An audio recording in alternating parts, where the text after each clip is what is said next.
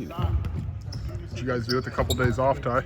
Man, just chilled. A couple of us got in the gym and just got our body back right and a little refresh for our mind, and it was good. Luke last week talked about how it hit the point in the season where it's still one game at a time. Nebraska's focused, but like every game just means a little bit more. Is that a shared feeling with this team?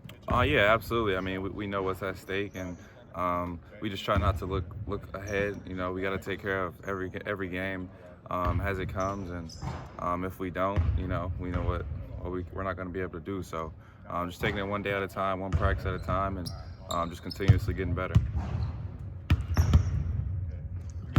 Terrence kind of having the second half he did. When he's playing like that, what does he kind of give you guys?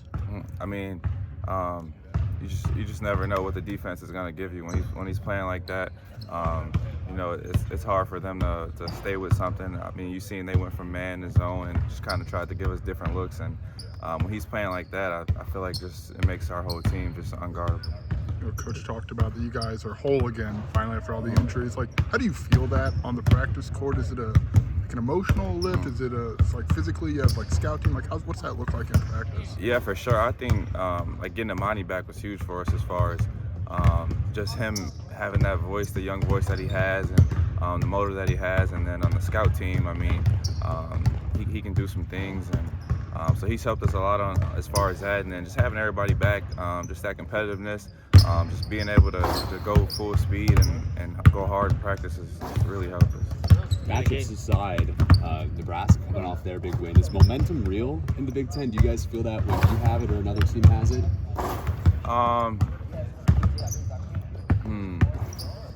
It's a good question. I would say yes and no. I mean, obviously every game in the Big Ten is a big game because you never know what can happen.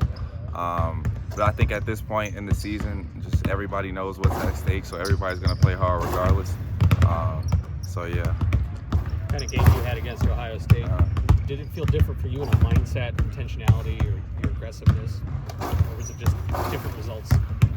Yeah, I mean, for me, just letting the game come to me, taking what the defense is giving me, and just staying aggressive and being a monster on the glass. Nebraska takes a ton of threes, then making that a pretty high clip. Is that a unique prep for you guys for this game? Yeah, because our whole thing is to take away threes and force tough twos. So it's definitely something that we're scouting, and we know we have to do a good job of that in order to win this game. What are some keys in general slowing down three-point shooters? Is it closing? Is it finding the shooters? Yeah, I mean, just running guys off the line. I feel like we've done a great job of that up until this point. So just running guys off the line, being aggressive with them, and just forcing them into those tough twos. I know we talked for a month now about teams guarding you at the 5. What happens if they go back to a guard? I'm assuming you might see that. How do you prepare for kind of both those things at once? I mean, we're used to that, so we know how that goes. So right now we're just preparing like a 5's guard me. If a guard guards me, great. I feel like we have it's a mismatch either way. So we're happy at whatever the defense throws at us, honestly. So we talked about how anything can happen. Just your experience last year, this year. I mean, it's been real. Everyone's just going to beat up on everybody. So what's kind of been your impression of the conference? I mean, I think it's one of the best conferences in the country. I mean, as far as night in, night out, getting the game, you could say there's guys at the bottom of the league, but we've seen guys at the bottom of the league beat some of the guys at the top. So just a very competitive conference, and you're going to get everybody's best every night. What's your approach as a leader with kind of to make sure they don't get frustrated and prepare for when it comes like it did the other night?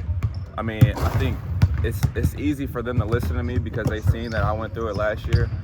It's easy for me to talk to them because I've been through this stuff, and I kind of can tell when they're getting frustrated. And it's just not they'll still be happy, but it's just some stuff that, I mean, even me, last year, I was happy, but when I got down, people could tell. So just me, when I see that, just picking them up and just letting them know their time's gonna come, and the best thing that they can do is just be ready when their time comes. And I think the last game, Dre and Amani came in and gave us some great minutes, and they gave us a boost, honestly. Even though Dre got called with a foul call, he gave us a lot of intensity, and I feel like after that we went on a run defensively. So just keep telling those guys to just stay ready. Seems like we hear a lot about Draven's scout team. Coach said he really can get going. Do you have a favorite scout team story of him? I mean, one time we do scout for about 20 minutes, so we're guarding our scout team, but it would be the other team's actions for about 20 minutes, and he probably scored every single time, like for 20 minutes straight, like not even exaggerating. He's so gifted, and he has a great feel for the game.